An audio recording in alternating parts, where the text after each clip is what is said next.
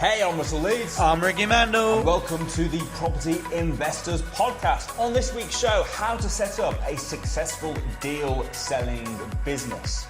So why don't we start off by just talking about what exactly is deal selling and Dale selling?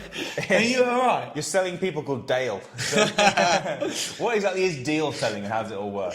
Deal selling. Well, you know Samuel actually invented this strategy.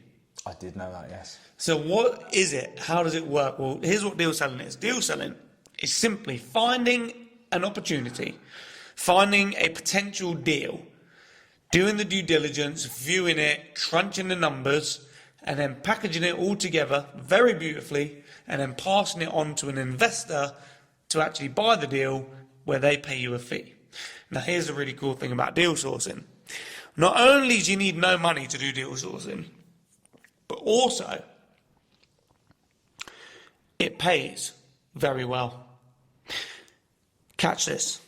The average fee that you'll get from deal sourcing for the average house is between £3,000 and £5,000.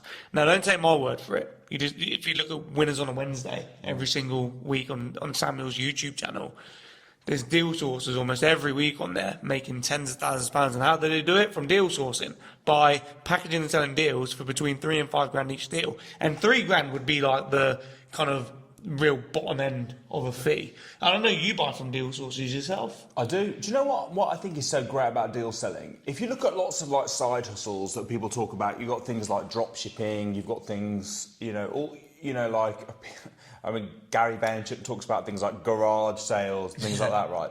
My issue with those is that it's so low ticket. It's such a low profit industry because let's say you're doing a garage sale, right? Trying to sell some Hot Wheels cars for like £10 profit. Yeah, and it's like all the work and the effort to make, or you do drop shipping and you're promoting your products and you're making like pence per order.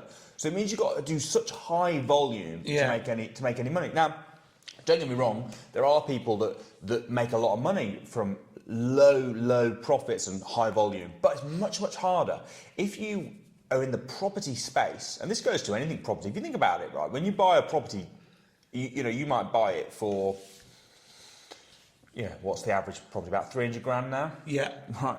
And like you look at like the agents and stuff that are all charging a percent, or you've got, everything's a little percentage of it. So, the solicitors, it's £4,000. So really, they'd only get away with that because it's buying a property, right? Imagine if it was something else. Like, and also they get away with it because it's needed. Yeah, but why is it so expensive? If you compare it to other, like, what do they actually do for their £4,000?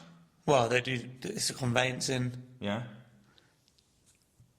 Imagine if you're buying a car, right? If you're buying a second-hand car for £5,000, and the solicitor was like, "I'll draw the contract up and everything." No, and I'll do it. How much? £4,000. You'd be like, £4,000. The car's only £5,000, right? The only reason the £4,000 seems cheap or seems not too bad is because you're spending £300,000 on the house. It's the same though. When you're trying to haggle? Yeah. Right. And it's like, how much is the house up for? Oh, it's up for £325. Oh, let's offer 305, and they're like 310. And you're like, oh yeah, go on then. That's £5,000 extra that you've just agreed, just like that. Imagine if that was on something else. Like you went shopping. How much is that shopping?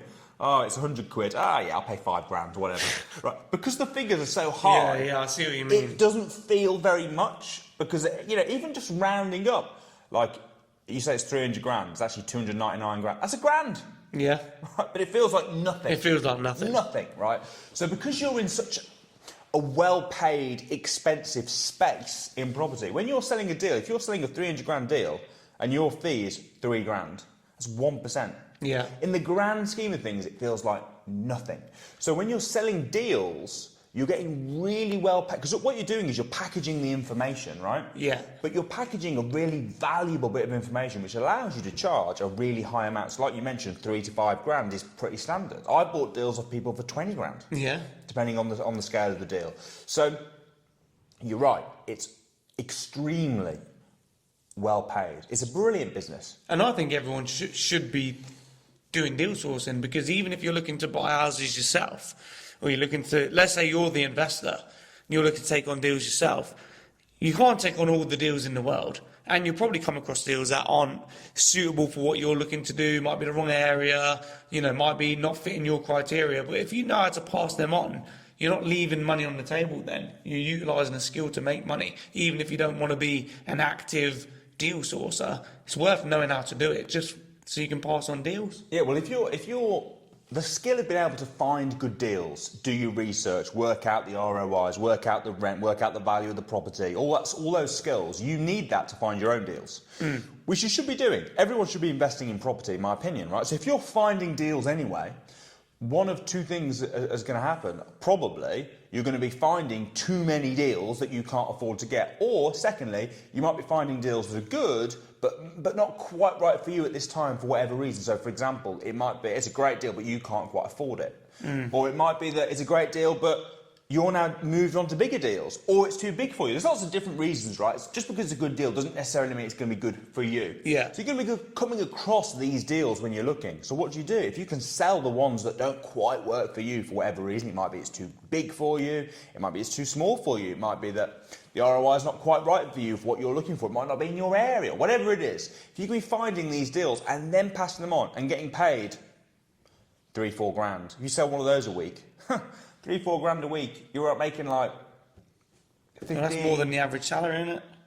Well, it's more than the average monthly salary. Yeah. Right, yeah? Yeah. If you're doing, one a month even, it's more than the average salary. Yeah, Just it is. In your spare time while you're doing all the work anyway. So, yes, we think deal selling is amazing. So the question is, the actual subject of this podcast is, how do you set up a successful deal sourcing business? Well, I kind of think we've covered step number one, which is you need to be a master at finding good deals. You need to be an expert at finding good deals. So once you've got that skill, you've learned how to find good deals, then what do you do? How do you set up a good deal sourcing business? Okay, well, it depends what angle we want to go at this with.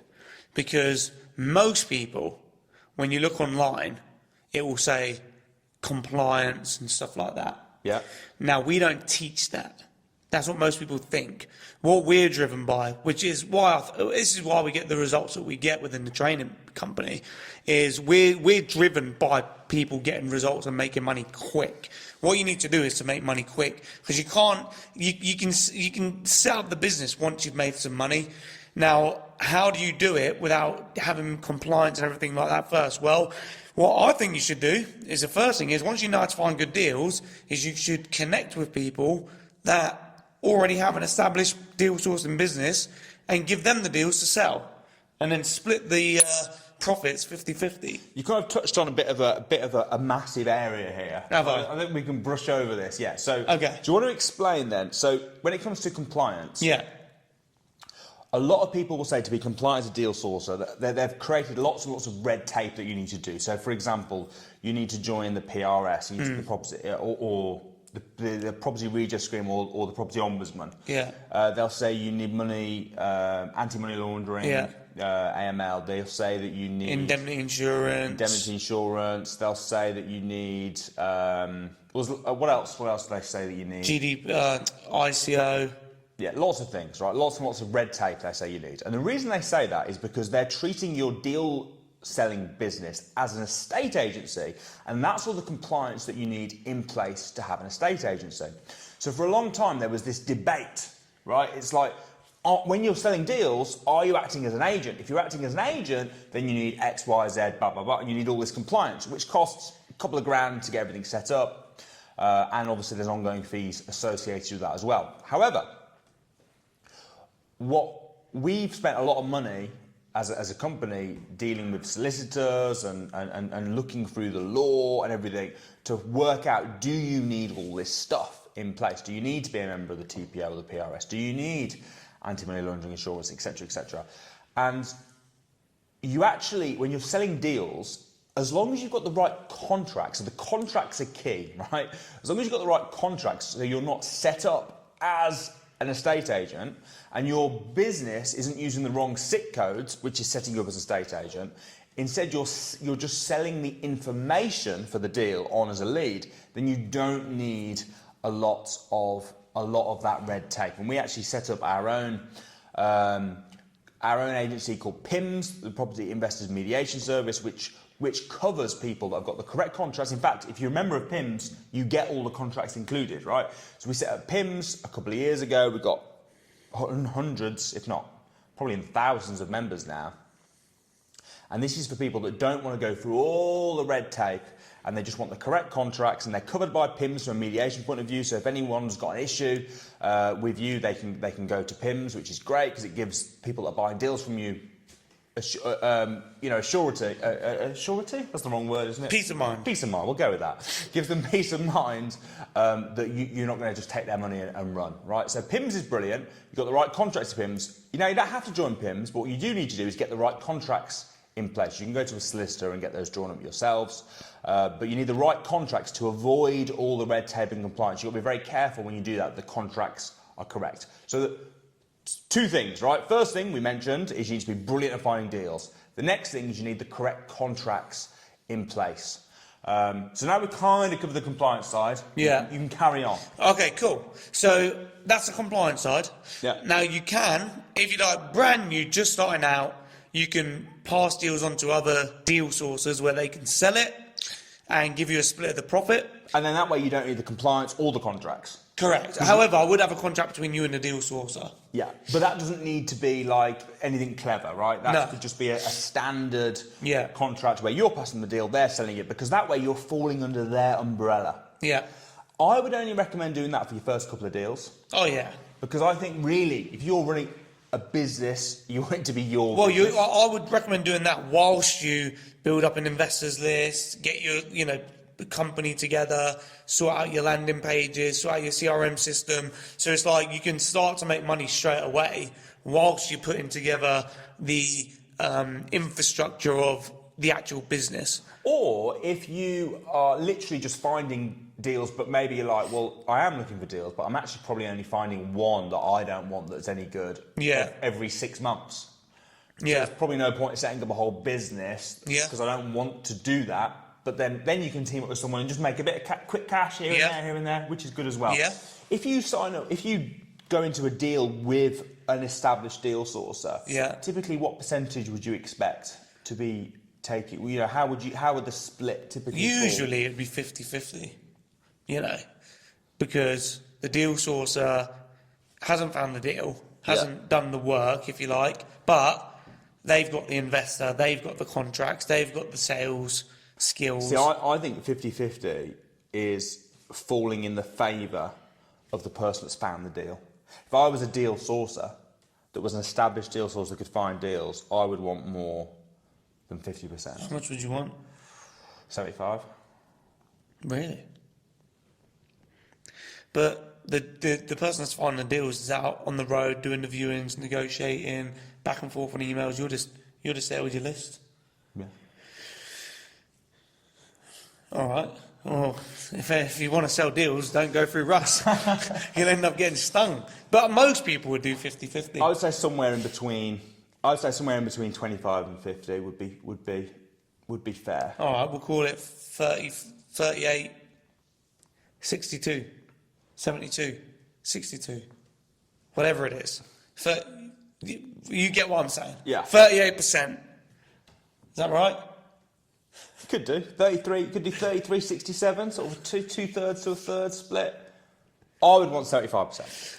I'd say the average person would do 50-50, but Russ would take a little bit more. But you have got a big investors list with hot, active investors. So maybe if you've got an investors list that you've nurtured and they're ready to buy and they're hot and they're ready to go, maybe you can charge more. Yeah. But if you're just the average Joe with, handful of investors where you probably be able to sell the deal, might take a bit of work from you, then it might be 50-50 maybe. So in that case, we think that the actual finding of the deal is worth somewhere between 25 and 50% of the deal. So what's the other 50 to 75%? That's obviously so finding deals is great, but it's even more important, at least equally important, but probably even more important, to be able to have the second part, which is the ability to sell the deal. Yeah. So how do you have the ability, how do you have the ability to actually be able to sell the deal? What do you need to do? Well, you need to have investors that are ready to buy and trained to buy when you send your deal to them. And the way that you do that is by having a CRM system where when an investor joins a CRM system, one, they get value, some sort of free value from you, or they get a point of contact from you as a thank you, a piece of value or something. Then they go for a campaign where they know, like, and trust you, and by the end of the campaign, they will get to know who you are as a company, they'll trust you as a company, they'll like you as a company, and they'll also know the process of what to do when they get a deals email. So, for example, it might be that you join our list, that you'll get an email saying, thank you very much for joining our investors list. We might give you a free PDF guide on, I don't know, the best areas for HMOs, something like that, for example. And then we'll send you every couple of days, we'll send you an email automatically. And it might be like the first one is all about us as a company. So, we're a part of PIMS. We'll give our PIMS number. We'll say how long we've been a part of PIMS for. We'll show you our company number. We'll tell you all of the company structure and setup that we've got in place with the insurances and the redress scheme. Then that builds trust then, because now they're thinking, right, they're a credible company. The next step is all about the process. What does the process look like? So it'll be an email that has a template of a deals email, and it will say, here's what to expect when you get an email with deals from us. This is what it will look like. This is what you need to do if you want to reserve a deal. This is the phone number, blah, blah, blah, blah, blah, blah, blah. And it'll give you a step-by-step of how to reserve a deal. Then you might get another one, and it might be testimonials from investors where they've said what their experience has been like working with us. Now, once you've gone through a campaign like that... I think testimonials and case studies are key. Well, yeah, that's a big part of trust. Because showing them what the experience is. Well, the first thing that I do before I go to book anything, or do anything like a holiday or book a hotel or buy something, I'll look at the reviews, and it's similar to a review, isn't it? Testimonial. See what other people say. I had I won't name the agency, but we had a meeting with an agency yesterday, and it was to do with marketing. I don't want to give too much away, right? But while I was on the Zoom meeting, I went onto Trustpilot to look at their reviews. And they had a mixed bag, I'd say. They didn't have many reviews. They had about 20 reviews. And 22% of them were 1 star. Oh, wow.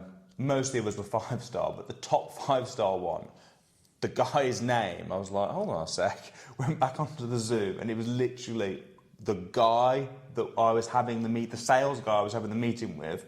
It was him that had left the 5-star review for their company. I was just like, oh my goodness. Nah, you don't want to be doing that. Nah. You want to have genuine, good reviews.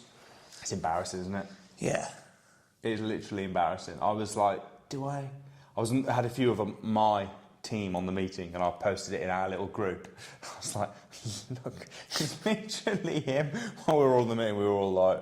Yeah, that's horrible, that is. You don't want to do that. No. You want good, genuine reviews. So, what was the initial question, by the way? How to set up a successful deal-selling business. So, how to set up a successful deal-selling business is to find good deals. That's the first thing. Yeah. You've got to be able to find good deals. Build up your investors list. Set foundations with your CRM systems, working with investors, taking them through email campaigns, setting up your company. Can we talk a bit more about building the list? Yeah. Right, so building up a list. So when you say building a list, you mean adding names, emails, phone numbers of investors that might be interested in buying your deals to your CRM, to your database. Yeah. So a lot of people to begin with, if they're first getting started, literally this database could be, I wouldn't recommend it, but it could just be an Excel spreadsheet, right? Yeah. That you then send the emails to. It'd be much better to get something like MailChimp, which is free, up to a certain number, or something like Constant Contact, or any number of CRMs. But start putting people's details into the CRM. So the question is, how do you find these people? How do you get them into the CRM?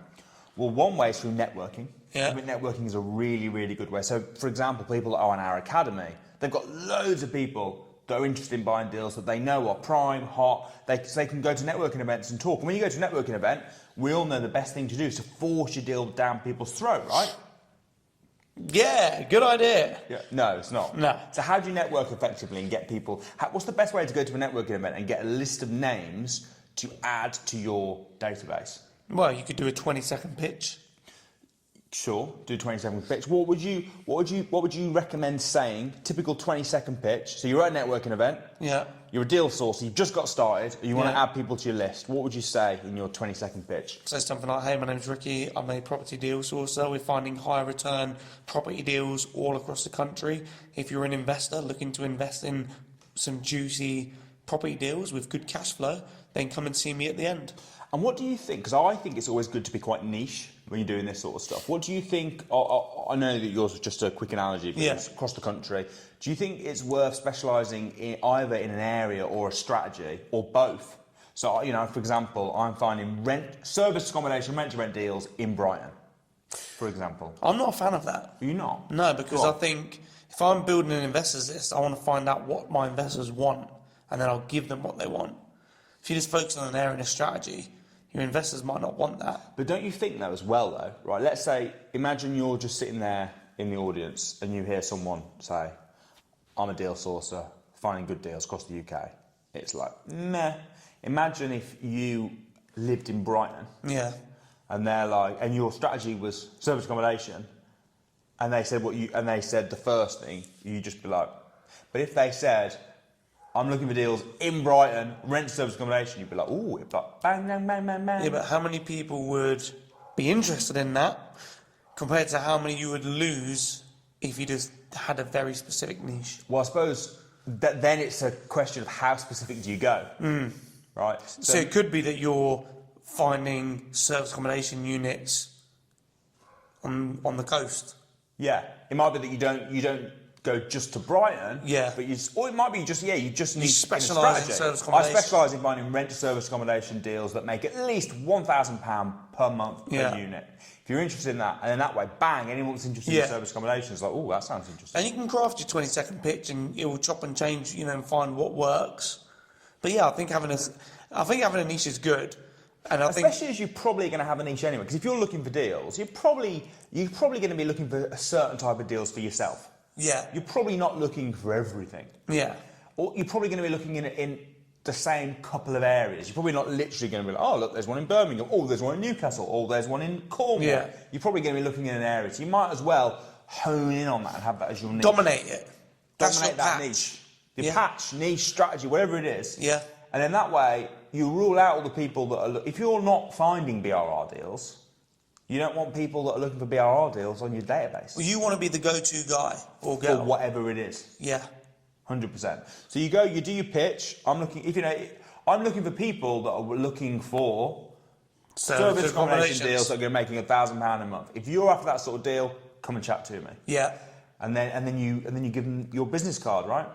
Yeah, you give them your business card if you don't want to build an investors list. All right. So you don't take a business card, Rex? No. If I give you a business card, yeah, right, first thing, let's say I'm a deal sourcer and I've met you, you're an investor. If I give you a business card, are you ever going to reach out to me? No. What are you going to do? You're going to go home, you're going to get it out of your pocket and put it in the bin. Or... No, we'll tell you what you'll do. You'll keep it. And it will go in the wash machine. Yeah, you'll keep it for about a month and then you'll look at it and go, who's this? And then it will go in the bin. Exactly. Or the wash machine. Probably it's either going in the bin or the washing machine. So what I like to do is I like to collect people's cards. If it went in the washing machine, who would you blame? Who does your washing in your house? Me. Do you? I like doing my own. You do your own washing? Yeah. Oh, so you are to blame then. Okay. I am to blame. But I always empty the pockets and make sure no business card, yeah. If you threw your trousers on the floor and they got picked up and put in the wash and they had something in the pocket, whose fault would it be? The person that washed them. You reckon? Yeah, because they know. Yeah, I agree. I do the washing. I agree. Person that washed them, I agree. Carry on. I can't remember what I was saying. Something to do with business cards. Oh, yeah. You so don't I take collect. Theirs. No, I do take theirs. Oh, you do? You don't give them one of yours? I don't give them one of mine. Do you have a business card? No. No, nor me. No.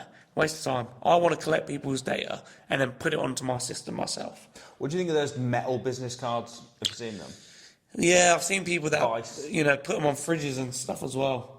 Have you seen the ones where, like, you've got your business card, it's like a metal one, that you've only got one, though, and then they hold their phone out and you tap your metal business card on their phone details go and in. the details pop up? I don't want to give. I don't want. I want to be the one taking details. Yeah. I can reach out to people. I agree. I want to be the one. I'll tap your card. Thank you. I totally agree with you. But that's funny because I think most First thing that most people do is go and get Go get business business cards card. made. Stupid idea. Don't do it. Collect people's data. and then I'm just like, oh, sorry, I haven't got a business card. Can I have one of yours? Yeah. Yeah. I don't even say sorry. Have you got a business card? Have you got one? I'll have yours. Thank you. Bang. Next person. Don't waste any time. Yeah. So you go through, you collect business cards. Yeah. And the first thing I always do at the end of a networking event is I go straight back to my CRM, Put collect them my on business there. cards, bang, build your list. Yeah. That's one way. You can also do adverts. There's loads of ways. You know, And another way you sort of briefly touched on earlier is creating like a lead magnet. So creating something you're going to give away for free that you think it has to be something that an investor would want. yeah. So some people do like prize draws, for example, competitions, win an iPad. The problem with that is everyone wants an iPad. Yeah. Right. So you want something niche enough. So for example, if you were finding service accommodation deals in Brighton, Yeah. you might do a blog. You might create a guide on how to find service accommodation deals by the seaside Yeah. or whatever. And then you know that anyone that downloads that is looking for service accommodation by the seaside. So then you've got their database and then you can start selling them deals. And they might not want to buy a deal from you, they might not, but you know that at least they're looking for service accommodation units Yeah. by the seaside or whatever it is. Or you could, whatever you create that you give away for free in return for their details, but it has to be something that makes you know that they want what you're selling. Yeah. Yeah. Absolutely. It has to be related to your niche of what you're doing here. Yeah. So that's a great idea. And normally it is literally just whatever it is that you're selling. And you can include that on the adverts if you run adverts. You can include that can be part of your advert. Yeah, you can click run here like Facebook ads. Yeah. Which you can target. You could target people that live in your area. You could target people that are shown an interest in Samuel Leeds. Yeah. Or in the Property Investors Podcast, or in property investing, or whatever it is. Find people that show an interest in that. Show your ad to them. Free guide, and then bang, you're getting all these people downloading your guide, but at the same time giving you their emails. So then bang, you straight away into your weekly email with your case studies. This is Ricky. Ricky bought one of my deals. Ricky made this much a month. Hey Ricky, what do you say? A little video of Ricky. Hey, thanks ever so much. Bought this this face, so anything. Russell was terrible. So yeah, 100% you want to build that list. How many investors do you think it's important to have on the list? I mean, the obvious answer is the more the better. But how many investors is it important to have? I know people One. that are successful with like literally 100 names on. Yeah, I think. I mean, the answer to your question, I think, is one. Because you only need one investor to buy. But obviously, you want to grow the list, Because often they'll repeat buy as well. Yeah. Especially if it's something like rent to rent, where they're not needing loads of money up front. They buy one, that's good. They'll buy another one. Yeah. They'll buy another one. Keep in touch with your investors. Yeah. Ring them up. How's it going? Check in with them. Bring him up. How's it going? Yeah, 100%. Yeah. Get into it. 100%. Yeah. There's a whole. We're trying to. I guess we're trying to go through how to be a deal sourcer and stuff in half hour. This will take. To go through the A to Z of deal sourcing, how to build your investors list, how to sell the deals, customer care, speak to your investors. You're talking at least 2 days. Yeah, well, you run a day, don't you, with the deal sourcing crash course? Yeah. Which with Samuel, which Yeah. teaches people how to get started. So if you are interested in setting up your own, and obviously we've given as much as we can on this podcast, but if you are interested in learning how to do it, you can spend the whole day with Ricky and with Samuel, who between them have sold hundreds, if not thousands of deals, Samuel became a millionaire from deal selling. A lot of our students are making 20 or 30 grand a month. So you should get booked on to the deal sourcing crash course. And guess what? We're touring the UK, right? So you can do it from London, from Birmingham, Manchester. We're touring the UK. And we also run it virtually as well. So you can attend virtually if you're abroad or you can't make it on the day, you can attend virtually. And tickets are only £1. £1, spend the whole day learning about how to sell and find great property deals with Ricky and Samuel. So I highly recommend checking that out. I will drop a link below.